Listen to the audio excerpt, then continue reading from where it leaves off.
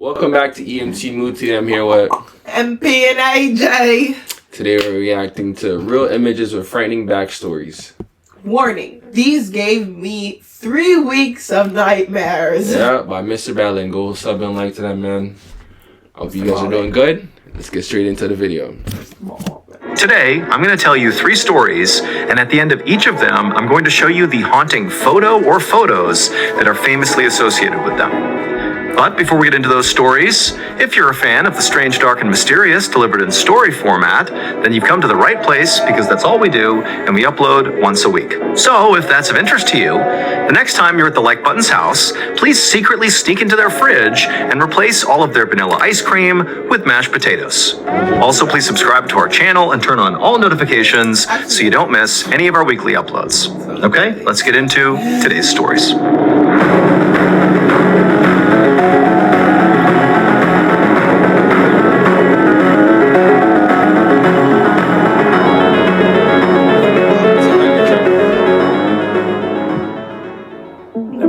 At 10 p.m. on January 31st, 2012, a 23-year-old man named Chen Rongyu walked into an internet cafe in New Taipei City, Taiwan. The cafe had a front counter where a cashier would check you in and sell you snacks and drinks, and then from where he was looking, behind the cashier were all these tables, these long rows of tables with different computer stations at them. And there was at least about 30 people already sitting behind each of these terminals, fully engrossed in whatever game or whatever they were doing on the internet. I'm not gonna lie. Where do you say this is at again?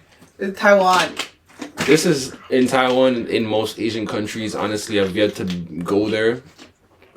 But I'd love to see how some of these operate though. Honestly, yeah, like I've seen places with a whole bunch of computers, and it's not like for work; it's like gaming. Like, yeah, I wonder how they're built. Like, their cafes are so different from the ones that I've seen in Canada and in other places. But I think it's kind of cool, low-key, though. Yeah, it's kind of cool. Like if you're into like gaming and those stuff, like definitely for sure. Definitely a spot to socialize for the men, though. One of these people even looked up when Chen walked inside. I mean, nobody was interested in Chen. But for Chen, that was sort of part of the allure of this cafe. He got to, sit down and play his game and be totally left alone. And so Chen walked up to the counter and paid for some time. He also bought a soda, and then he walked around back. He found an empty computer, sat down, and immediately fired up his favorite game, League of Legends. League of Legends is a multiplayer online battle arena game that's extremely popular all over the world. And Chen took this game very seriously. He routinely would spend 8-hour-long marathon sessions at this internet cafe just playing League of Legends to try to... Yeah, that's not healthy though.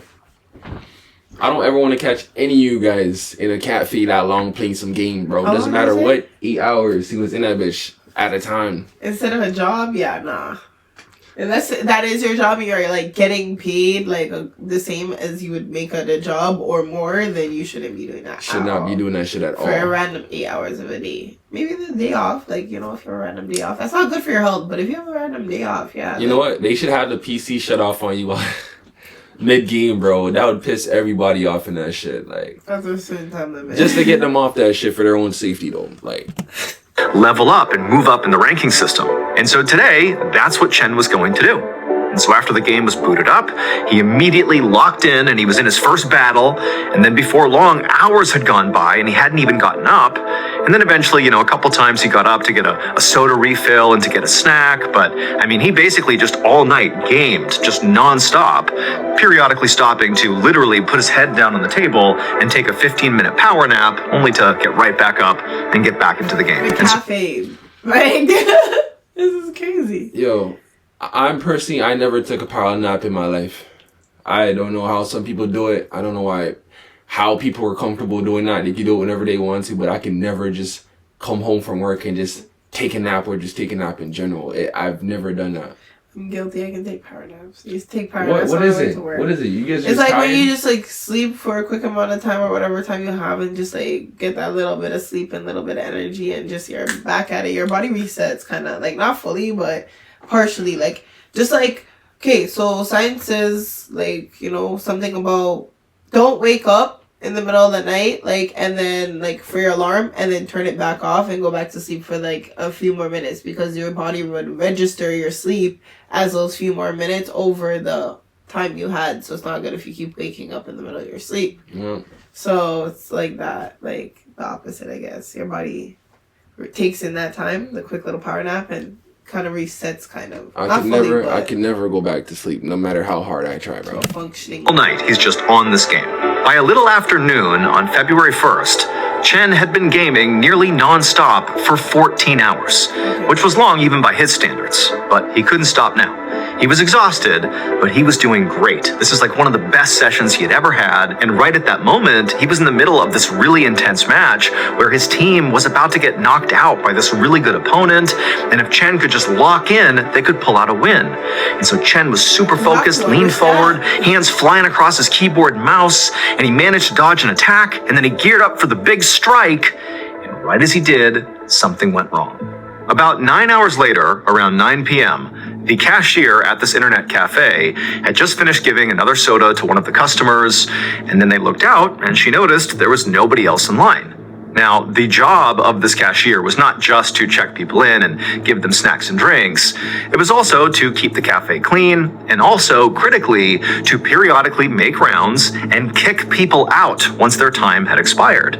Because oftentimes, a lot of these gamers would get sucked into their games, lose track of time, and basically end up playing for longer than they'd actually paid for. So the cashier grabbed her clipboard with all the information about each of the customers and how long they had paid for, and then she began making her rounds in the back. And part of it was she needed to speak basically to all the people that were there and kind of confirm that they were supposed to be here still. But as she walked into the back, per usual, nobody looked up at her. I mean, all these people at all their terminals were heads down, fully focused on their game. I mean, completely immersed. And so she began going, one person to the next, being like, hey, are you good? Did you pay for your time? You're going to be here any bit longer? And a lot of these guys, they'd finally look up and be totally shocked she's even standing next to them because they weren't paying attention at all. But, one by one, she checked each of the monitors, and eventually she got to Chen. And when she got to Chen was focused on this game entirely to the point where when she said, hey, your time is up. You've been here for 24 hours. You paid for, 8 or 9 or whatever it was. Chen didn't even look up at her. I mean, nothing she could do could get Chen to even acknowledge her. He was so focused on the game. And so eventually the cashier, out of frustration, was like, hey, and she kind of tapped his shoulder, and Chen leaned back. And when he did, and the cashier got a good look at him, she screamed. It would turn out, until this very moment, Chen had gotten his wish. He had come to this cafe 24 hours earlier and been totally left alone. He got to exclusively just play his game in his own world. In fact, the whole time he was here, no one had even looked at him. Because if they had, they would have seen something was horribly wrong. It was the cashier who walked over to him and tapped on his shoulder who noticed what was wrong. Here's what the cashier saw. This is a picture of Chen, and Chen is in full rigor mortis. Because 9 hours earlier, when he was in the middle of that really intense fight with that opponent who was about to beat Chen and his team, Chen, he got really excited and he was about to land that big strike that potentially could have been the blow that would have won the match. Well, he was so amped up that Chen had a heart attack and died. And for the 9 hours after he died, when he was still in the same position he was in playing the game, nobody noticed. He just sat there appearing to be fully alive. That does not look like he's even sitting. That looks like he's leaning off. No, because she tapped him and then he ended up, Oh, shit. And that's the picture. He's just stuck in that position. It's crazy. Yeah. What the fuck? This guy was about to hit that. It just sounds like they need Heart attack. listen, bro. They need more staffs in these business in these operations because there's no way you can go over 9 hours over the time that you even asked for or paid for. And no one even, and you're 9 hours and you're dead sitting in there and no one checked on you or nothing. They need more people to supervise this spot because this is where's the cameras? There's no cameras at the front. What's going that's the on? thing. Even if you look on the camera, you probably wouldn't even tell anything. Yeah, but you would see him probably move once in a while, the hands or the head. Someone would have realized, okay, he's not moving at all. I think it'd be sick if they had she has her list, but have more people supervise. Yeah. The cameras, so it can show there are a lot of times that they bought and paid for, and then you could just be like, "Yep, his time's up. Let's go get him." That's ridiculous. That's what they need in this business because this is actually crazy shit, bro. Stupid. Stupid. Into the game like everybody else, but he was actually dead. And so it wasn't until the cashier tapped Chen on the shoulder and he rocked backwards, still in his gaming position, but because he's in rigor mortis, his hands kind of jutted out in front of him up into the air, that she realized he was actually dead. Chen's family would later say that he had pre-existing heart issues that very likely contributed to his fatal heart attack. That's crazy. R.I.P. to Chen, bro. That's... Thank you to BetterHelp for sponsoring today's video. As the weather warms up and the days get longer, it can be exciting, but also kind of overwhelming. In the winter, we all kind of get to hibernate and stay in our houses and kind of avoid the world. But now, with the days getting longer and sunnier and brighter and everybody's outside, there's like this societal push to get out there and be active and hit your fitness goals and be social and also clean your house. It's like, be the best version of yourself right now. And so, of course, every spring, right around this time, I start to feel really self-conscious because I see all my friends and family posting their amazing lives on social media, looking like they are absolutely becoming the best versions of themselves. And I feel like I'm not doing enough to compete with that. And so to me, it's really no wonder that statistically speaking, anxiety actually does spike in mid to late spring. Luckily, my sponsor, BetterHelp, is here to help. And their licensed therapists are ready to support you right now. The majority of BetterHelp members report reduced anxiety questionnaire, and then BetterHelp at any time, 0.3 rate. You rule BetterHelp.com. The story. Sorry guys, if you need better help, you gotta go to him. Shout out to BetterHelp, though. On the afternoon of October 11th, 2023, a 48-year-old man named Samuel Gomez stood in the lobby of the Moxie Hotel in Portland, Oregon, talking to the concierge. Samuel had flown in from Phoenix earlier that morning because he was speaking at a conference in Portland later that week.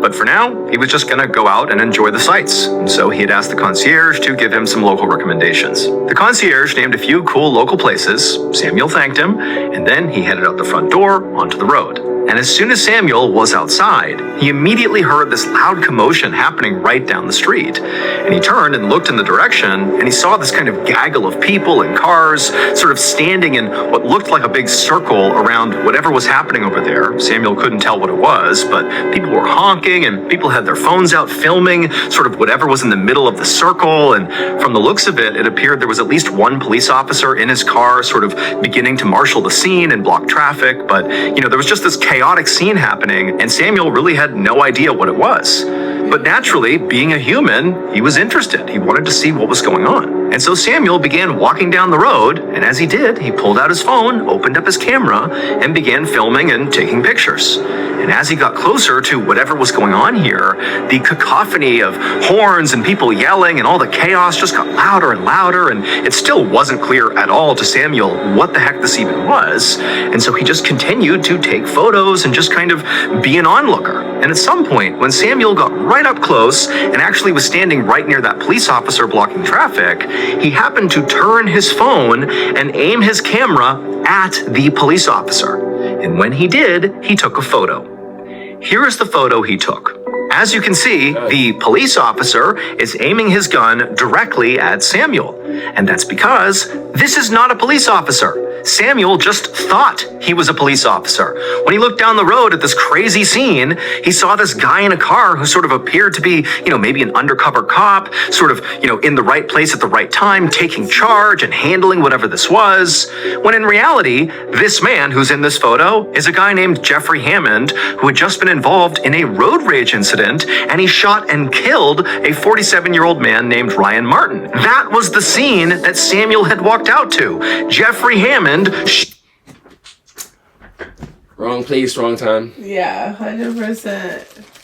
Literally. And this guy took a picture of him pointing the gun right at him. Can you imagine him thinking, did he he was shot? shooting at him or he's about to shoot at him, bro? That is tragic. That's some crazy stuff. R.I.P. to fucking Martin, bro. That's crazy. And killing Ryan Martin. That's what everybody was reacting to. And so as Samuel walked down the road, not knowing that, he inadvertently stood right in front of the shooter, who was still sort of crazed, aimed his camera at him right as Jeffrey Hammond swung his gun around and shot Samuel. So like literally seconds after this photo was taken, Samuel got shot. Luckily though, I said Bro, it. but hold up. The guy that he said was the actual one in the road rage, he doesn't even look like this guy. Maybe because of the way he's in the car and That looks like a his completely mustache different looks person. familiar. Remember when they changed the mustache, changed their hair? It looks different. It might not be in the same year those pictures were from. Yeah, that's crazy. If he really switched up his look over this, he did a great job, because I would never thought that was the same person that they're trying to say he is right Yeah. here. That looks like a complete. Samuel would survive the shooting. As for Jeffrey Hammond, he was arrested and charged with murder, and as far as we know, he is currently in jail awaiting trial. Good, yo, keep him locked up for life. Don't take him out. How do you walk straight in the middle of a murder scene and get shot? Yeah, no, that was a perfect moment, a perfectly sad moment. On April 5th, 2018, a young man named Luis Hernandez sat inside of a small stone shack with a metal roof on a rural property in northern Venezuela. Luis was a painter, and for the last year or so, this shack had doubled as both his home and his art studio. And it was basically always a mess. There was dirty dishes and food everywhere, and all his paint supplies were scattered all over the ground.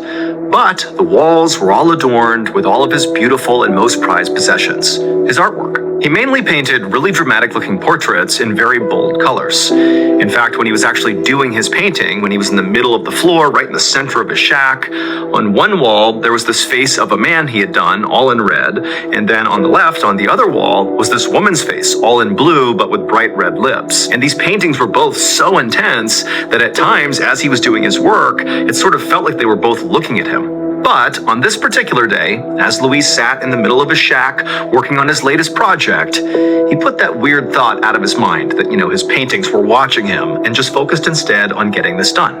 He had one more beautiful portrait he was working on, and he took his paintbrush and he dipped it in the black ink, and he put the finishing touches on it.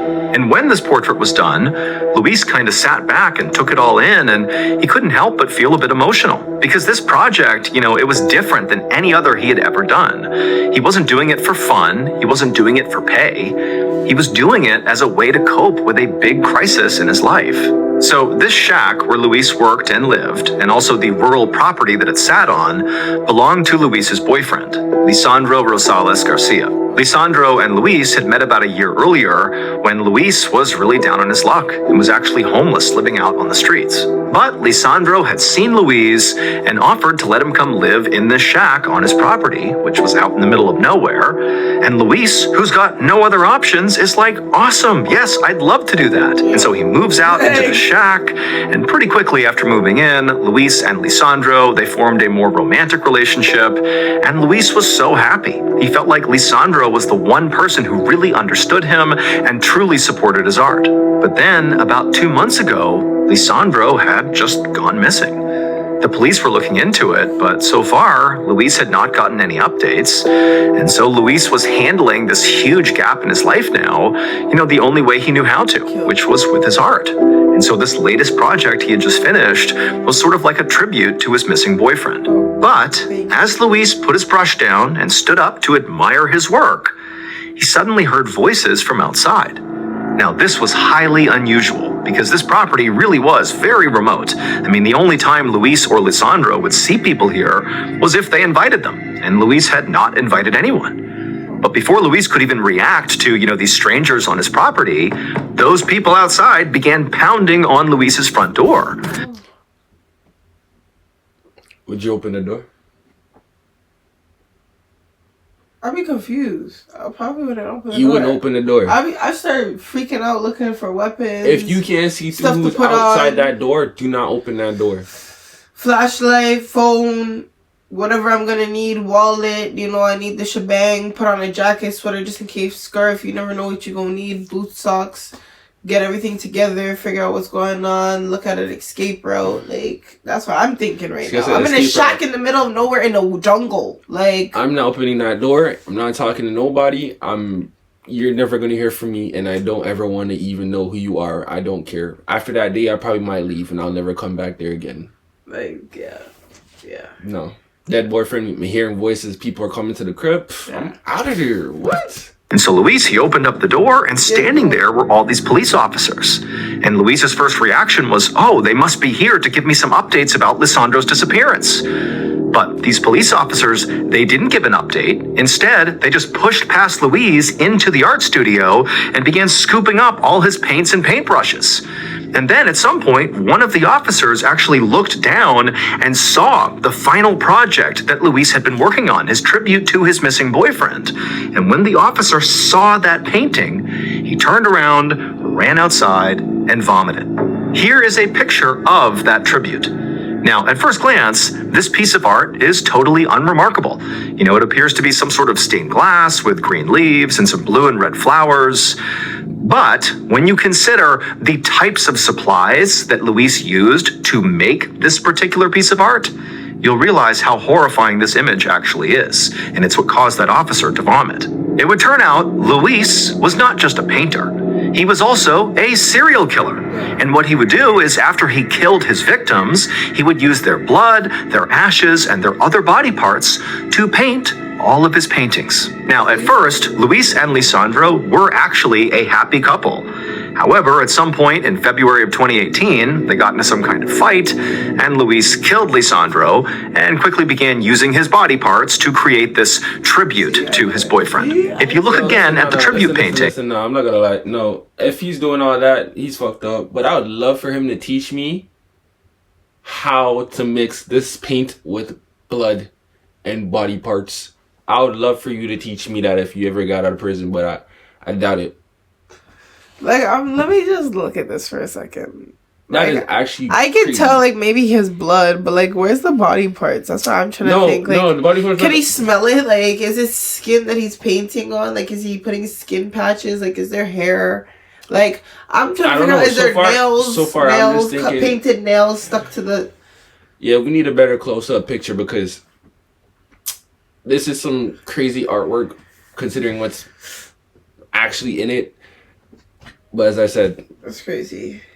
That is actually, he's a dangerous man. Get him off the streets. That's crazy. All the red that is used is Lisandro's blood, and all the black that's used is Lisandro's ashes. Ooh. All told, police would find the remains of at least 6 people on that property. They also found evidence that Luis was not just using their body parts to make art, he was also cannibalizing his victims. Luis was arrested and made a full confession. As far as we know, he is currently incarcerated. Yeah, that so man looks like maybe they argued because he found out. Yeah, maybe his boyfriend found out and that's why he killed him. But bro, this guy looks crazy. Yeah, like this guy chose to be nice to a crazy looking guy. So maybe maybe his hair was like down. Down, maybe, you know, he looks like he got roughed up. And he wasn't looking bit. like this. He was like his head was up and his eyes were softer. Like, I don't know, but yeah, get this man off the street though, bro. Or maybe the other Venezuela. Really, like, you know. Oh shit. Well, in case you haven't heard yet, our newest graphic novel, Mr. Ballin Presents Where Nightmares Live, is available for pre-order right now. It contains another 9 heart-stopping, strange, dark, and mysterious stories, all based... Anyways, guys. that was the video. Let us know what you guys think about it.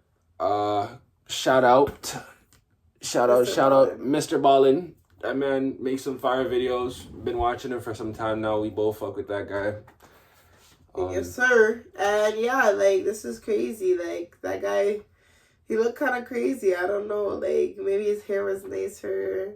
Maybe, like, he was a softer face. His face was up. You're really coming up with reasons why someone would fall in love with someone that they didn't know was... Like, maybe the other guy was, like, more softer and he thought he was, like, you know, strong. Like, I don't know. But that was, like, so weird. Like, he doesn't look like a safe person to be around. I mean, you can say that about a lot of people on the planet, but yeah. I don't know. Shout out to like, he Mr. never Ballin. once saw his painting. Like, what do you mean supportive of his painting? Like, he never just noticed anything about the paintings. Maybe you couldn't smell it. Maybe you couldn't. Nah, if the police officer seen it and ran out, then yeah. And threw up, then like something. He had to have known what was going on when he seen that shit. Yeah, like we need a close up image of that picture because I might search it up on because Google. if his boyfriend was supportive, like, what do you mean he was supportive? Like, you didn't notice, but you're supportive. Yeah. And the police officer saw one look and knew what it was. Yeah, maybe he could have even like knew he was okay with it, and then maybe he wasn't, and he decided to tell the cops, and that's another reason why he ended up getting killed. I don't know, but that one was crazy. Yeah, man. That was a video. Some crazy stories, y'all. Check it out. Let me know if you guys fuck with these videos. I'll keep pushing them out. We out. Like, Thank sub. you. Like and sub. I hope you had a great mood. MP and AJ. Out.